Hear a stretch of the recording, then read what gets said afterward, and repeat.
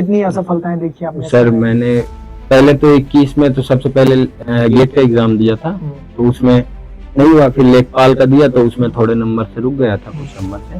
पिताजी का कॉल आया कि माता जी का देहांत हमारी हो गया हार्ट अटैक का। वो मार्च का समय था 2024।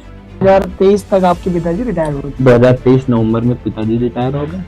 24 में मार्च में 2024 में माता जी का देहांत हो गया। अंदर से हल्का सा निराशा का भाव, मैं एक थोड़ा सा निराशावादी हो चुका था। दो तीन बार लगातार बहुत करीब पहुंच के असफल हो जाने के बाद तो मुझे ऐसा लग रहा था कि आ तो गई है, लेकिन ये कितनी बार आ जाती है इंटरव्यू का, लेकिन फाइनल नहीं हो पा रहा था। तो अंदर से एक बहुत निराशा टाइप से देते। स्टडी IQ पीसेस, आपका सिलेक्शन हमारा मिशन।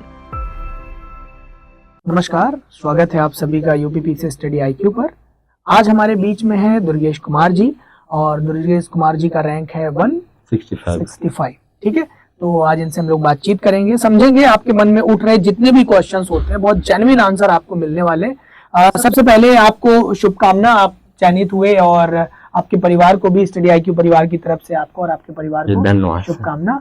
और हमारे व्यूअर्स को, हमारे स्टूडेंट्स को बताइए कि आप कैसे प्रिपरेशन जर्नी में उतरे, आपके बैकग्राउंड के बारे में, लाइक आपकी स्कूलिंग कैसी है, पेरेंट्स क्या है, कैसे आपको सपोर्ट मिला, और आपके ग्रेजुएशन के बारे में, PG किया तो उसके बारे में, और फिर तैयारी में कैसे आप उतरे। जी सर, सर्वप्रथम तो मैंने अपना सरस्वती विद्या मंदिर से अपनी प्रारंभिक स्कूलिंग की, जिसमें 2017 में मैंने, किस जगह से?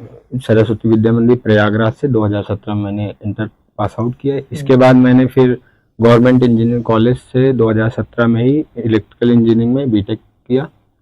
और 2021 करने के लिए आपने कौन सा एग्जाम दिया था, IIT या फिर UPTU? सर UPTU का। UPTU।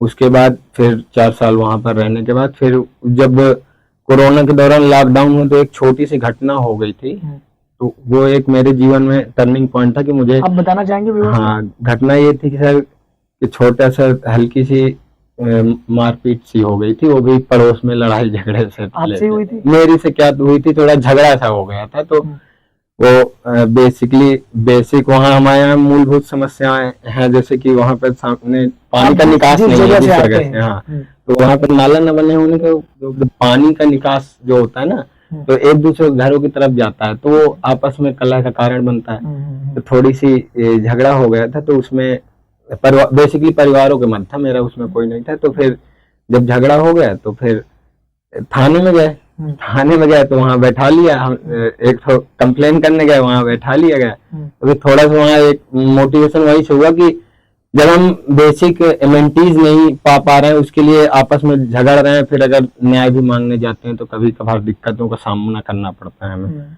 तो फिर मुझे लगा को सुनना पड़ता है और झेलनी पड़ती है। हाँ, तो फिर उसके बाद फिर मैंने वहां सोचा कि कुछ करना चाहिए अपने अच्छे के लिए, कि हम समाज में एक कंट्रीब्यूशन कर सके, कि अगर हम जनता को बेसिक मूलभूत आवश्यकताएं सही तरह में, अगर सरकार का बजट है, काफी बजट डेवलपमेंट में लगा रही है, तो लेकिन अगर प्रॉपरली तरीके से जनता के मध्य नहीं पहुंच पाता, तो थोड़ा सा हमें करना चाहिए, जिससे कि जनता या व्यक्ति अपना वो मूल्य समय किसी बेहतरीन चीजों में लगा सके। तो वहां से फिर मेरा तैयारी आपको तो बिल्कुल सर, फिर मैंने 2022 से प्रिपरेशन स्टार्ट की। कितनी असफलताएं देखी आपने? सर मैंने पहले तो 21 में तो सबसे पहले गेट का एग्जाम दिया था, तो उसमें नहीं हुआ। फिर लेखपाल का दिया तो उसमें थोड़े नंबर से रुक गया था, कुछ नंबर से, उसका मुझे एग्जैक्ट आइडिया नहीं।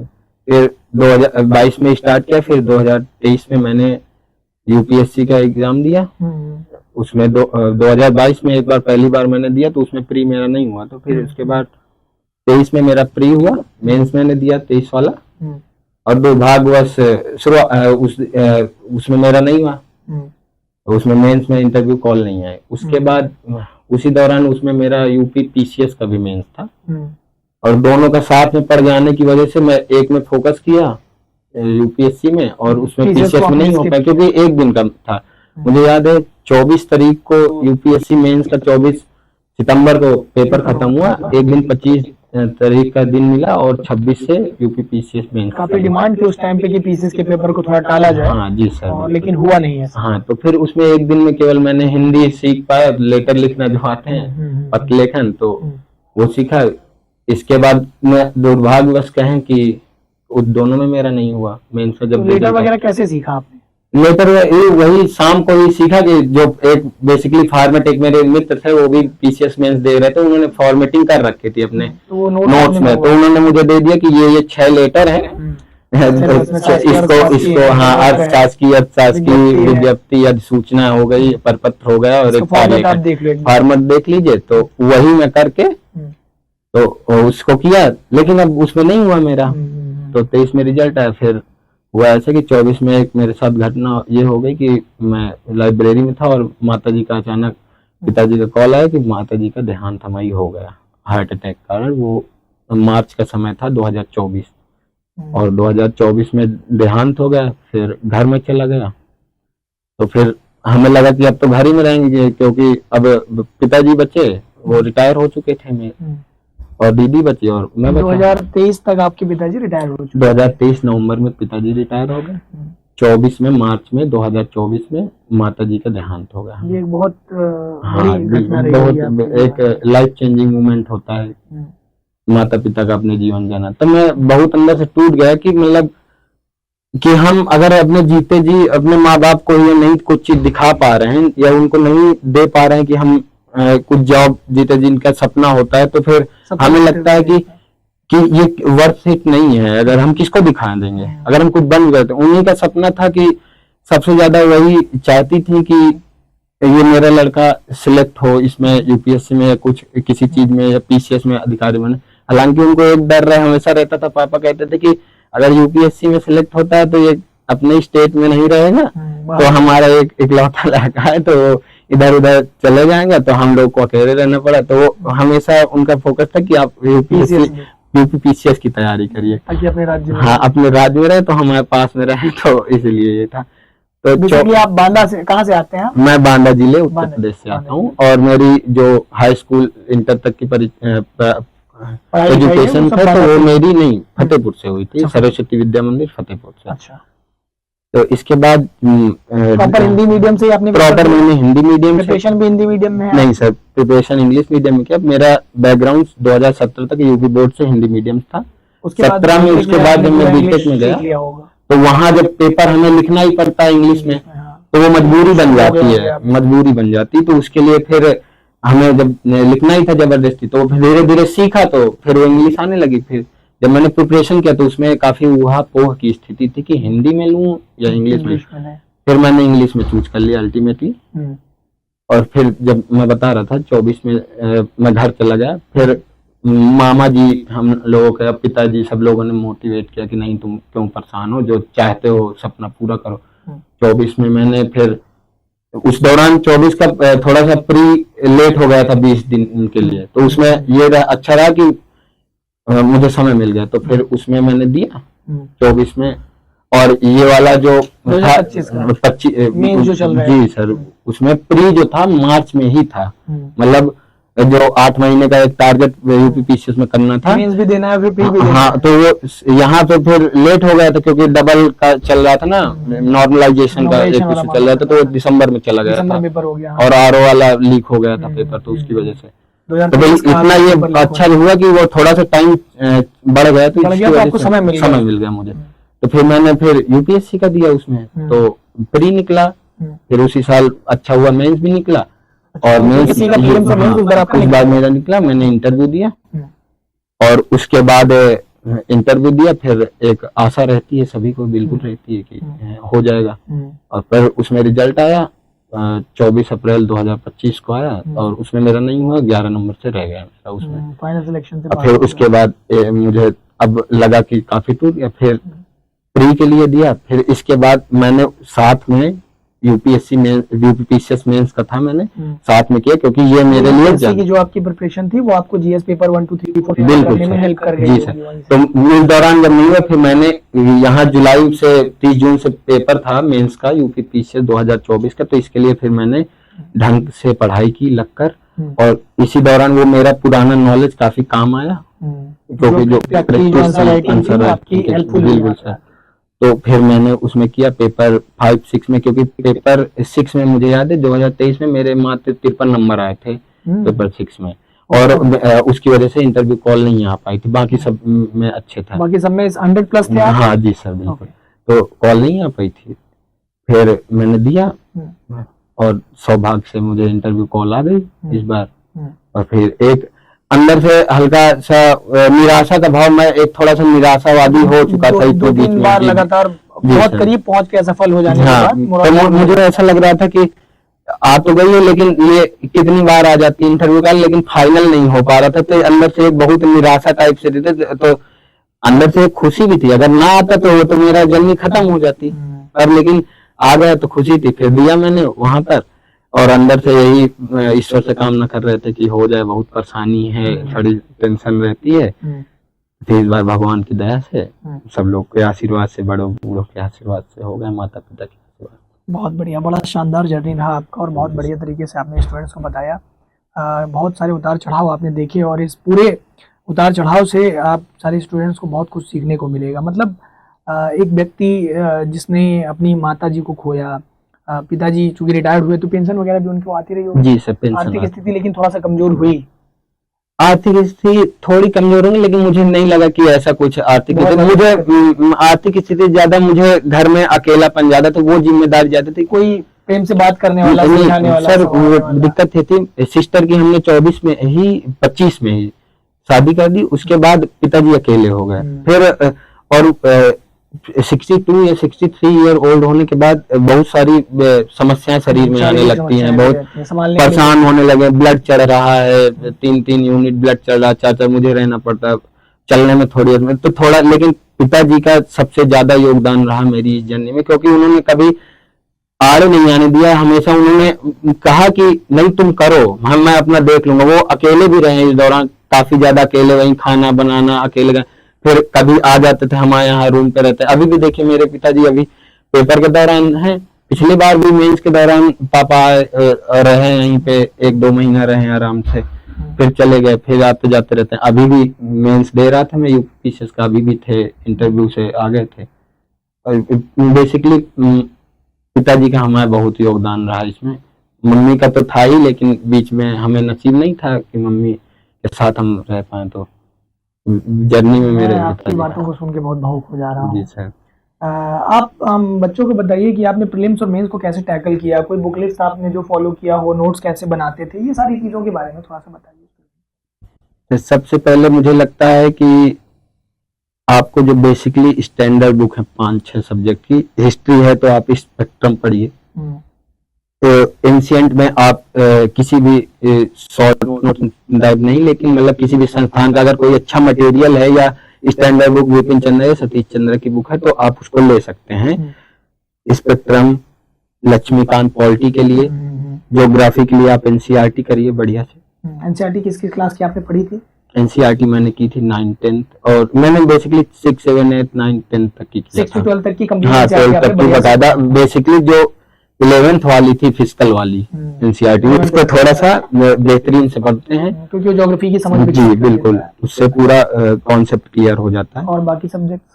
हाँ तो बता, ज्योग्राफी हो गई, हिस्ट्री हो गई, इन्वायरमेंट की स्टैंडर्ड बुक है आपके पास, आर्ट एंड कल्चर की स्टैंडर्ड बुक है। तो आप जब स्टैंडर्ड बुक पढ़ते हैं तो, और उसके बाद आप सॉल्व करते हैं PIQs, टेस्ट सीरीज लगाते हैं। और रही बात करंट अफेयर की, तो करंट अफेयर कोई भी जो आप डेली तो नहीं, डेली तो मैं नहीं पढ़ा, लेकिन मंथली हो गया या तो फिर एक ईयरली जैसे घटना चक्र का आता है ईयरली पीसीएस के लिए, तो उसको करके और टेस्ट सीरीज लगा लिया। तो आपका अगर कॉन्सेप्ट क्लियर है अंदर से कोई चीज, क्योंकि अब मुझे नहीं लगता कि वो फैक्ट वाइज क्वेश्चन पूछ रहे हैं कि डायरेक्ट जो पहले आते थे कि ये कहाँ है तो वैसे, अब अगर ज्योग्राफी से भी पूछते हैं तो आपका कॉन्सेप्ट क्लियर होना चाहिए कि जैसे साइक्लोन बनता है, ट्रॉपिकल साइक्लोन, तो क्लियर होना चाहिए कैसे बनता है, क्या फॉर्मेशन है, कैसे नॉर्दर्न हेमिस्फीयर में, क्या साउथर्न में। अगर आप सोचे कि डायरेक्ट बाईपास कर दूं मैं, केवल PYQ लगा, कईयों का हो जाता है, बहुत अच्छे लोगों का PYQ लगा के हो जाता है, कई तो लूसेंट पढ़ के भी प्री निकाल लेते हैं। हाँ लूसेंट पढ़ के भी प्री निकाल ले, लेकिन अगर थोड़ा सा डीपर नॉलेज जाएगा तो ये आपको कहीं हार नहीं करेगा। हाँ उसमें भी मदद करेगा, प्लस आपको दिक्कत ये मदद ये करेगा कि आप कब बाई चांस नहीं हो रहा, क्योंकि असफलता तो जरूर मिलती ही कभी ना कभी जीवन में, टेस्ट तो उसका मिल ही जाता है। अगर आप दूसरी जगह में जाते हैं, किसी दूसरे एग्जाम के लिए जाते हैं, तो उसमें भी वो तो बिल्कुल हेल्प करेगा। नहीं तो आप मैराथन देखते रहिए 6-6, 10-10 घंटे की, वो तुरंत में, और वो फैक्ट तुरंत याद भी नहीं होते जल्दी से। मैं कई बार सोचा कि एकदम फैक्ट याद कर लूं, नहीं होता। पर जो बुक में है कहानी की तरह एक फॉर्मेट में लिखा है, एक स्मूथनेस है, वो आपके माइंड में सेट। अगर हम आर्टिकल उठाते हैं कि पॉलिटी में आर्टिकल उठा लेते हैं, तो रैंडम अगर कोई आर्टिकल उठा लेंगे तो याद करने में बोझिल होगा। पर एक हम उसको चैन की भांति उठाएं कि जैसे शुरुआत से गए सिटीजनशिप से, फिर पहला जो यूनियन टेरिटरी, फिर सिटीजनशिप, फिर फंडामेंटल राइट, इससे पूरा हम लास्ट तक जाते हैं स्टेप वाइज, तो एक हमें चैन मिलती है। तो फिर वो हमें यूनियन के जो आर्टिकल होंगे, स्टेट के आर्टिकल होंगे, वो सब एकदम बंधे रहेंगे। आप एक चैन उठाइए, पूरा आपको क्लियर हो जाएगा। अब अगर रैंडम उछल कूद के पढ़ रहे हैं तो थोड़ा सा एक प्रॉब्लम होती है। कईयों की मेमोरी बहुत अच्छी थी, लेकिन मुझे नहीं लगता मेरी थोड़ा उतनी अच्छी है, शार्प मेमोरी, थोड़ा सा जल्दी भूल जाता हूँ। जितनी स्पीड से याद होता है उतनी स्टूडेंट है जो लेबोरियस रहे हैं, लगातार लगे रहे हैं, लगातार लगे रहना आपकी सफलता का मूल है। जी सर, बिल्कुल लगातार कंसिस्टेंसी से ही ये सब मिलता है। और बिल्कुल ये बात तो सत्य है, आज मैं मान भी गया, पहले नहीं मानता था कि अगर आप मेहनत करते रहते हैं तो एक ना एक दिन सफलता जरूर मिलेगी। देर हो सकती है लेकिन अंधेर नहीं हो सकती, ये बिल्कुल सही बात। कभी कभी आपको ये सवाल मुझे लगता है कि पूछना ही नहीं चाहिए, क्योंकि आपने बहुत सारे लेस कॉन्फिडेंट कंडीशंस को टैकल करते हुए ये सफलता अर्जित किया है, तो बहुत बहुत शुभकामना आपको। जी सर। हमारे नए कैंडिडेट्स को बताइए कि हिंदी माध्यम का छात्र जो कि आरएसएस जैसे स्कूल से पढ़ा हो, फिर उसके बाद चूंकि आप ब्रिलियंट तो रहे हैं क्योंकि आपने यूपीटीयू निकाला और टेक्निकल बैकग्राउंड को भी आपने अच्छे से निभाया, उसके बाद आप यूपीपीसीएस की जर्नी को कंप्लीट किए हैं, यहाँ तक कि यूपीएससी का भी प्रीलिम्स, मेंस और इंटरव्यू तक पहुँचने का पूरा सफर तय किया आपने। तो हमारे व्यूअर्स को बताइए कि अपनी तैयारी के दौरान वो कैसे शुरुआत करके इसको यहाँ तक सफलता तक ले जा सकते हैं। सबसे पहले तो हिंदी मीडियम के छात्रों को लिए ये एडवाइस रहेगी मेरी कि वो अपने आप को कमतर ना समझे। ये ना समझे कि मैं हिंदी मीडियम का हूं तो इंग्लिश मीडियम वाले मुझे ओवरकम कर देंगे या मेरा नहीं सिलेक्शन होगा। ऑलरेडी इंफीरियरिटी कॉम्प्लेक्स उसके अंदर नहीं होना चाहिए। करेक्ट। क्योंकि मैंने देखा है हिंदी मीडियम में बहुत अच्छे अच्छे हुए हैं, जिन अच्छा लिखते हैं हुए हैं, स्टेट में भी हुए हैं, सेंट्रल में भी हुए हैं बाकायदा। ऐसा नहीं मेहनत करने वाला कि आप हिंदी हैं तो नहीं होंगे।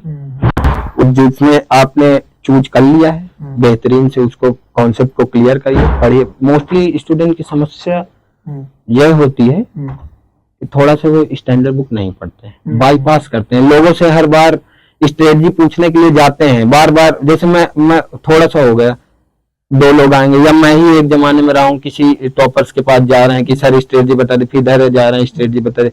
अगर आप पढ़ ले रहे हो खुद, आपको बेसिकली जो सिलेबस में दिया है, आप साइट में जाइए, सिलेबस दिया है आपके पास, काफी कोचिंग मटेरियल भी है कि क्या सिलेबस है उसको। तो चीजें पहले के मुकाबले बहुत आसान भी हो गई हैं आफ्टर लॉकडाउन। जी सर, बिल्कुल ऑनलाइन शिक्षा है, ऑनलाइन शिक्षा, उसमें कोचिंग इंस्टीट्यूट पूरा सिलेबस को बारीकी से समझा दिया है।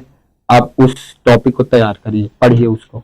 आप पढ़ेंगे, आपको पूछने की जरूरत ही नहीं पड़ेगी कि आप क्या स्ट्रेटजी फॉलो करेंगे। जब आप करेंगे, टेस्ट सीरीज लगाएंगे और पीवाईक्यूज लगाएंगे, हो जाएगा, बिल्कुल हो जाएगा। एक स्टूडेंट के लिए स्ट्रेटजी भी भिन्न भिन्न होती है, जरूरी नहीं है कि जो तरीका आपने इस्तेमाल किया उससे सबका सिलेक्शन हो जाए। जी सर। तो सबको अपने आयाम चुनने पड़ेंगे। जैसे आपने जो बताया ना, उस बात से स्टूडेंट को खुद तय करना पड़ेगा कि ये चीज मेरे लिए तो जरूरी है, मेरे काम की है। सर एक बात है कि अपनी स्ट्रेंथ आपको पता होनी चाहिए स्टूडेंट्स को, कि जैसे किसी की आंसर राइटिंग की स्पीड बहुत अच्छी है, करेक्ट, किसी की प्रेजेंटेशन कला बहुत अच्छी है, बहुत अच्छे, मुझसे बहुत अच्छे लोग हैं, मैंने देखा है, मैं तो कुछ नहीं हूँ, बहुत लोग अच्छे हैं। तो आपको वो स्ट्रेंथ पता है और वीकनेस भी पता होने। कोई बहुत स्पीड से लिख लेता है पर उसमें उसके पास डाटा फैक्ट, उसके नॉलेज की कमी रहती है। तो इसको पता करिए, अंडरस्टैंड करिए, फिर उस जो वीकनेस है पर्टिकुलर उस पॉइंट पर करिए। हमें ये नहीं देखना चाहिए कि जैसे कोई सब लोग आंसर राइटिंग कर रहे हैं, डेली आंसर राइटिंग कर रहे हैं तो हम भी डेली कर लें बिना सोचे समझे। अगर आपकी स्पीड अच्छी है तो आप कंटेंट रीच करने पे जाइए। स्पीड नहीं अच्छी है, आप स्पीड बढ़ाइए, आप डेली लिखिए उसको। बहुत बढ़िया बात कह रहे हैं आप, इस बात को सुनिएगा। इन्होंने ये समझिए कि पूरे 5 साल की जर्नी को 2 लाइन में बहुत क्लियरली बताया कि स्पीड अच्छी है तो रिच कंटेंट पढ़िए, और अगर रिच कंटेंट आपके पास नहीं है तो रिच कंटेंट पढ़िए, और स्पीड अच्छी है तो स्पीड पे काम करिए। मतलब इन्होंने बहुत क्लियर कर दिया, जो चीज कम है वो छाटिए और छाट करके उस पर काम करिए। जी बिल्कुल छाटना पड़ेगा। और उसके साथ ही आजकल जनरलाइज मुझे लगता है कि आजकल सब लोग 20 क्वेश्चन पूरे करके आते हैं मोस्टली लोग, तो आपको थोड़ा सा ध्यान देना पड़ेगा कि आप उसको कंटेंट को रिच करिए बेहतरीन डाटा से, फैक्ट से, और उसके की पॉइंट से, ग्राफ से उसको कंटेंट को बढ़िया से लिखिए। ऑप्टिमाइज्ड कंडीशन में क्वेश्चन की डिमांड को बिल्कुल वो तो सब लिखेंगे। जैसे कोई चीज, एक क्वेश्चन आया कि इससे इन्वेस्टमेंट बढ़ रहा है अगर यूपी में, तो इससे क्या होगा, तो सब लिखेंगे पॉवर्टी रिमूवल, जो इकोनॉमिक ग्रोथ, एम्प्लॉयमेंट जनरेशन। पर आपको नंबर क्यों मिलेंगे उसमें? सब लोग को वही बराबर मिलेंगे। आपको अगर उनसे थोड़ा सा एक्सेल करना है, क्योंकि कंपटीशन बढ़ गया है, बहुत ज्यादा बढ़ गया है, तो उसमें जैसे पॉवर्टी रिमूवल आप डाटा डालिए, कितने परसेंट पॉवर्टी, क्या डाटा है सरकार का डाटा, क्योंकि सरकार भी जो है अगर प्रशासन में है तो हर चीज डाटा पे बेस के बात करती है, पेपर वर्क पे काम करते। ऐसे नहीं होता कि हम इतना ये करेंगे वो करेंगे, सब पूरा उनके पास एक लिखित वो रहे, तो आप डालिए। तो ये जो छोटी छोटी रहेगी तो आप समझिए कि आपको किसी नंबर में 2 लोग हैं, आपने मुझसे अच्छा किया है, आपको हर क्वेश्चन में 1 नंबर या 0.5 नंबर एक्स्ट्रा मिल रहा है, मुझे कम मिल रहा है, जनरलाइज आंसर लिख दिया। तो पूरे ओवरऑल पेपर तो में 20 क्वेश्चन में 20 नंबर मिल गए। 8 पेपर में 8 दूनी 16, 160। अब आप समझिए कितना बड़ा गैप हो गया। वहां पे आपका मेंस भी रुक सकता है, अगर मेंस हो गया तो इंटरव्यू नहीं होगा, आ गया तो कम रैंक मिलेगी। तो यही चीज, ये छोटी छोटी चीजों पे वर्क करना आपको बिल्कुल सफलता के करीब ला देगा और सफलता हो जाएगी। बहुत बढ़िया, बहुत शानदार तरीके से अभी हमारी बातचीत हो रही थी शुभम जी से, दुर्गे जी। तो दुर्गे जी से अभी हमारी बहुत शानदार बातचीत हुई। अच्छा, करंट अफेयर को लेकर के थोड़ा सा आपने बातचीत नहीं किया, एक बार मैं चाहूंगा करंट अफेयर के बारे में भी कुछ बता दीजिए। सर, करंट अफेयर के लिए अलग अलग स्ट्रेटजी होती है। कोई बच्चे होते हैं कि डेली करंट अफेयर पढ़ते हैं, वो भी तरीका बढ़िया है। कोई होता है मंथली करंट अफेयर पढ़ता है। अब होता ये था कि मैं पहले न्यूज़पेपर पढ़ता था इंग्लिश वाला, तो डेली वाला मुझे इतना थोड़ा नहीं पढ़ पाता था मैं डेली, तो क्योंकि न्यूज़पेपर ही पढ़ लिया। तो मंथली में एक बार कंसाइज वाला जो आता है उसको पढ़ लेता था। तो उससे ये रहता था कि हमारा कंटेंट जो रिच हो जाता है, हमें एक नॉलेज रहती है। क्योंकि अगर हम न्यूज़पेपर पढ़ रहे हैं, डेली पढ़ रहे हैं, तो उसके भूलने के चांसेस बहुत ज्यादा है। अगर डेली करंट अफेयर भी हम पढ़ रहे हैं, तो अगर हम 30 दिन बाद या 40 दिन बाद उसको याद करें, रिवाइज करें, तो भूल जाएगा, समझ में नहीं आएगा क्या आ रहा है। तो एक बार हम मंथली का कंसोलिडेटेड जो फाइनल आया उसको कर लिया, या तो फिर किसी पेपर के पास जो वार्षिकी आता है, घटना चक्र का आता है, या बहुत कोचिंग है, स्टडी IQ का भी बढ़िया है, आता है, कर सकते हैं आप उसको ईयरली वाला। तो जब आप समेशन कर लेंगे, ईयरली के डट के जाएंगे, वो आराम से 2 हफ्ते 10 दिन जितना भी समय लगेगा, बढ़िया से 2, 3, 4 बार रिवाइज करके कि आती हुई चीजें वहां नहीं गलत होनी चाहिए। ये पाप है। अगर टेस्ट सीरीज में कोई क्वेश्चन लगाया, वहां 10 बार गलत करिए, और अगर उसको एनालाइज नहीं किया, बाद में कमियों को समझा नहीं आपने, आप होता है। शुरुआती दौर में मैं भी यही थोड़ा सा करता था कि टेस्ट सीरीज लगाई और टेस्ट सीरीज लगा के नंबर कैलकुलेट किए, कितने सही हुए कितने गलत हुए, बस उसके करके हाँ 100 नंबर आ रहे हैं, 120 आ रहे हैं, 130 आ रहे हैं, करके छोड़ दिए। बाद में समझ क्या, अरे भाई ये तो फिर अगली बार गलत हो जा रहा है। तो लेकिन वो मैंने जल्दी सुधार लिया था। तो फिर उसके बाद जैसे टेस्ट सीरीज 2 घंटा की, उसके बाद 3 से 4 घंटा एनालाइज करने में लग जाता है शुरुआती दौर में। बाद में आप उसको 2 से 2.5 घंटे में कर लो। हाँ, उसको फिर बहुत जल्दी। और ये जो 2-2.5 घंटा बता रहे हैं ना, वो इसलिए बता रहे हैं क्योंकि उस कंटेंट में जहाँ पे कमियां पाते थे तुरंत पढ़ते भी रहे होंगे उसको। वही मैं एक्सप्लेनेशन जो आता है, ये नहीं कि बस देख लिया आपने कि हाँ भाई ये गलत हुआ, चलो ठीक है, गलत हुआ। एक्सप्लेनेशन को ढंग से पढ़िए, क्योंकि आप पढ़ते हैं, बुक्स पढ़ लिए, पर बुक्स की चीजें भूल जाएंगी। तो जब कोई टेस्ट सीरीज या PYQ होता है, तो एक पर्टिकुलर चीज है उसका आपके दिमाग में घर कर जाएगा वो, जब आप एक्सप्लेनेशन पढ़ेंगे उस चीज को। कुछ शॉर्ट ट्रिक या कुछ कनेक्टिविटी, या तो अगर करना है तो आप नोट्स बना ले, या ना बनाना हो, क्योंकि बार बार क्वेश्चन रिपीट होते हैं। तो आपको जब 2-4 सब एक्सप्लेनेशन आप ढंग से एनालाइज करेंगे, तो अपने आप वो आपको आने लगेगा। तो जब पेपर में आप जाओगे, उसमें ये समस्या नहीं लगेगी कि ये तो नया चीज आ गया, उसमें लगा मैं एक नई टेस्ट सीरीज ही लगा रहा हूँ। करेक्ट हाँ, और काफी सारे शब्द आपको वो क्वेश्चन गलत नहीं होगा, वो लगेगा एकदम अरे ये तो मैं पहले भी लगा चुका हूँ, ऐसा नहीं लगेगा मैं केवल बहुत बड़ा पेपर दे रहा हूँ ऐसा, तो वो बहुत हेल्प करेगा। बहुत बढ़िया। तो लगभग सारे मुद्दे पे हमारी आपसे बातचीत हो चुकी है। लास्ट में आप हमारे व्यूवर्स को कुछ क्रिस्प भी बातें बताइए जो उन्हें करना चाहिए आने वाले 2026 के इस यूपीपीसीएस के लिए। सबसे मैं पहली चीज बताना चाहूंगा, सबसे पहले अपना कोर्स जो जितना टॉपिक है उसको बेहतरीन तरीके से पढ़िए, कवर करें, और ये मत करिए कि प्री का अलग पढ़ रहे हैं अभी मेंस का अलग पढ़ेंगे, दोनों तैयारी साथ में होती है, कंप्लीट फाउंडेशन प्रिपरेशन करनी होगी पूरी, प्री मेंस दोनों साथ में चलता है। और प्री के जब प्री आने वाला हो तो उसके 1, 2 या 3 महीने जितना प्री आपकी टेस्ट हो 4 महीने ले लें, तब फिर आप एक्सक्लूसिव प्री का फिर टेस्ट सीरीज लगा रहे हैं वो कर रहे हैं जी बिल्कुल, वो जो भी कर रहे हैं, और करंट अफेयर एकदम ज्यादा से ज्यादा कर रहे हैं तो उसको करिए, लेकिन पहले ही से ही नहीं कि मैं 6, 7 महीने 8 महीने से केवल प्री ही का पढ़ रहा हूँ, तो अगर प्री तो आप मेंस में क्या कर लोगे, फिर आपको एक गहरी निराशा में चले जाओगे, दिक्कत हो जाएगी। तो पहली चीज आप उसको बढ़िया से अपना सिलेबस करिए, दूसरी चीज टेस्ट सीरीज और पीवाईक्यू को बढ़िया से करिए, तीसरी चीज मन में धैर्य बनाइए और निगेटिव विचारों को ना लाइए। अगर आप सच्ची मेहनत, आपकी लगन है, सच्ची मेहनत है, बिल्कुल आपको 1 साल 2 साल 3 साल लग सकता है, लेकिन सफलता ऐसा नहीं है कि नहीं मिलेगी, सफलता मिलेगी, ये बात है। बहुत अच्छे की पॉइंट्स इन्होंने पूरे मुद्दे को एकदम क्रिस्प फॉर्मेट में 2-3 शब्दों में बता दिया। ये हम शिक्षक भी आपको बताते रहते हैं, लेकिन जब बच्चे सिलेक्ट होकर आते हैं तो आप शायद उनकी बात ज़्यादा मानेंगे। दुर्गेश जी, हम स्टडी IQ परिवार की तरफ से आपको धन्यवाद ज्ञापित करते हैं, और एक छोटा सा उपहार है आपके लिए, आप मुंह मीठा करिए। और इसी के साथ जो है हम आपको और आपके पूरे परिवार को धन्यवाद ज्ञापित करते हैं कि आप ने अपने जिले का भी नाम रोशन किया है। सर आप भी बिल्कुल धन्यवाद। धन्यवाद। और एक छोटी सी चीज आपके लिए और है,